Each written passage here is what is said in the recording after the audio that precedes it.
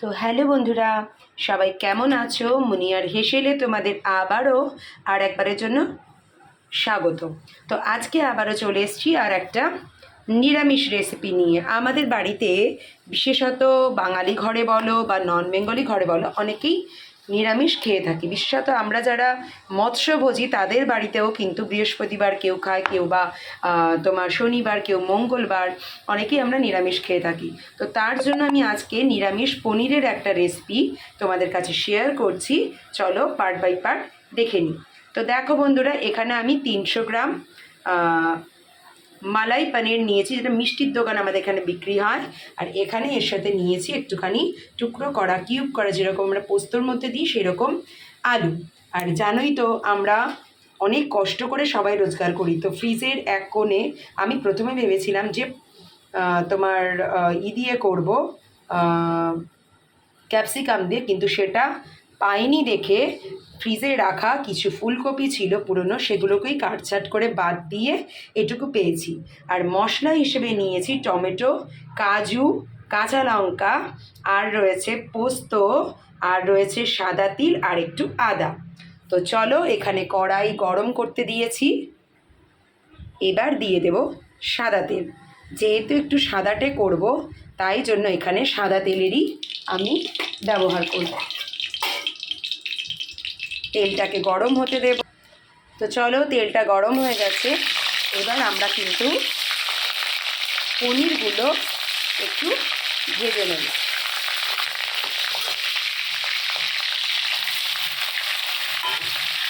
খুব হালকা করেই ভাজবো, খুব লালও হবে না, আবার খুব সাদাও থাকবে না।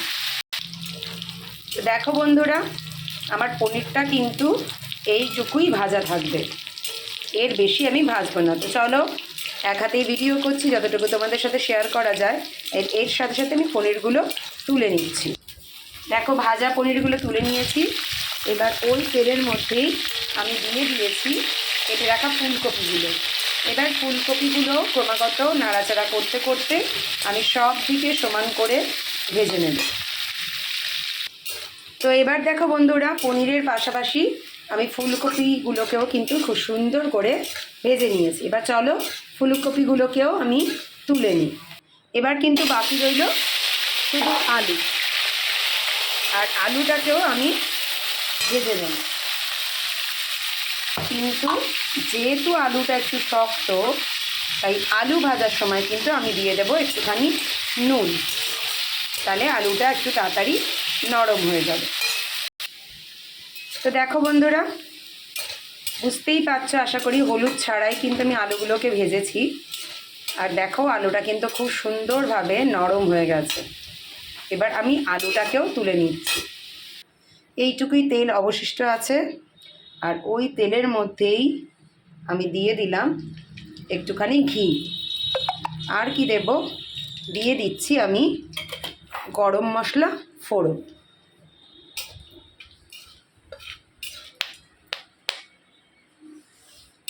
আজকাল তো সবই ফোটে, গরম মশলাও ফুটছে, জিরে, তেজপাতা আর কিছুই দিইনি।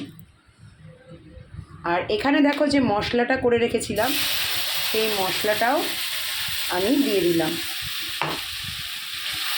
এবার অল্প অল্প করে, লাগলে পরে অল্প করে জল দেব, দিয়ে মশলাটাকে কষিয়ে নেব। দিলাম আন্দাজ মতো লবণ। তো চলো, মশলাটাকে আমি অল্প অল্প জল দিয়ে ভালো করে কষিয়ে নিই। তো দেখো বন্ধুরা, তোমরা আশা করি দেখেই বুঝতে পারছো যে মশলাটা কিন্তু খুব ভালো করে কষানো হয়ে গেছে।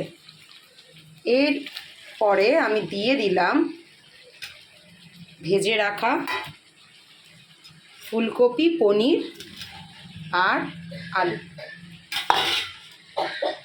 এবার এগুলো দিয়েও আমি আর একটু কষিয়ে নেব। দেখো, কোনো রকম শুকনো লঙ্কা, কোনো রকম গুঁড়ো মশলা ছাড়াও কিন্তু রান্নাটা হচ্ছে। যেটুকু টমেটোর কালার, আমাদের বাড়িতে যদিও শুকনো লঙ্কাটা খুব একটা খাওয়া হয় না, এটাকে আর বেশিক্ষণ কষাবো না, শুধুমাত্র একটু কষাবো। তো দেখো বন্ধুরা, আর একটুও কষিয়ে নিয়েছি, এটা থেকেও পুরো তেল বেরিয়ে এসছে।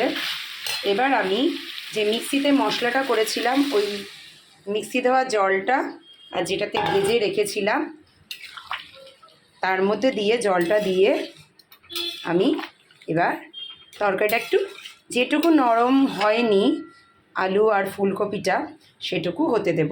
তোমরা কেউ কেউ চাইলে মটরশুঁটিও অ্যাড করতে পারো। আমার ঘরে সারা বছরই মটরশুঁটি রাখি আমি ফ্রোজেন, কিন্তু ওটা যেহেতু ডিপ ফ্রিজে রাখা আর আজকে ভেজ, সেই জন্য আমি আর দিইনি। এটা এবার আমি একটু ফুটতে দেব। তো বন্ধুরা চলো, অনেকক্ষণ হয়ে গেল আর দেখো গ্যাসটা কিন্তু আমি সিমে করে রেখেছিলাম। দেখতেই পাচ্ছ পুরো সবজিগুলো মজেও গেছে আর কি সুন্দর কালারফুল হয়েছে।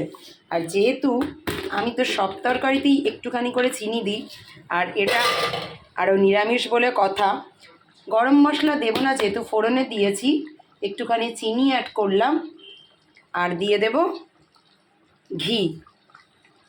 আর এই ঘিটা কিন্তু আমার বোনের বাড়িতে বানানো ঘি।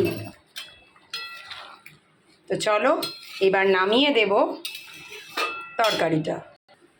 তো দেখো বন্ধুরা, নামিয়ে নিয়েছি আমার ঘরোয়াভাবে তৈরি পনির, আলু আর ফুলকপি দিয়ে নিরামিষ তরকারি। তোমরা অবশ্যই জানিও ভিডিওটা কেমন লাগলো। ভালো লাগলে শেয়ার করো, ভিডিওটা সেভ করো যাতে পরবর্তীকালে হারিয়ে না যায়।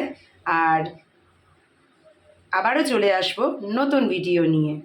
দেখো, আর তোমরা সবাই এটাকে রুটি, পরোটা, ভাতের সঙ্গেও খেতে পারো, রাইসের সঙ্গে খেতে পারো। তো চলো চলে আসবো অন্য কোনো ভিডিও নিয়ে অন্য কোনো সময়। Till then, tata.